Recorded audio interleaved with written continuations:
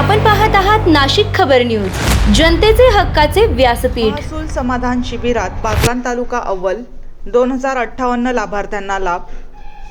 सटाणा छत्रपती शिवाजी महाराज महसूल समाधान शिबिराच्या तिसऱ्या टप्प्यात बागलाण तालुक्याने जिल्ह्यात प्रथम स्थान मिळवत उल्लेखनीय कामगिरी केली आहे। ब्राह्मणगाव मंडळातील 9 गावांसाठी आयोजित या शिबिरात तब्बल 490 लाभार्थ्यांना विविध योजनांचा थेट लाभ देण्यात आला।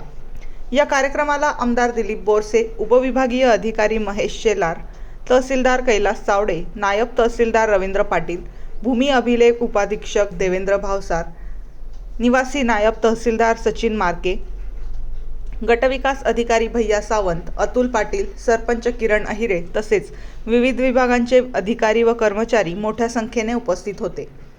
शिबिरात घरकुल योजना, ration card, Ayushman Bharat card, 7/12 उतारे, जातीचे दाखले, नॉन क्रिमिलेअर प्रमाणपत्र, अभिलेख दुरुस्ती, फेरफार प्रकरणे तसेच विविध सामाजिक योजनांचा लाभ एकाच ठिकाणी देण्यात आला।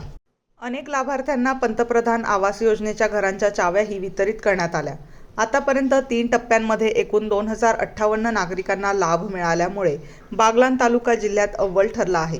विशेष म्हणजे या शिबिरात 53 जणांनी रक्तदान करून सामाजिक बांधिलकीही जपली।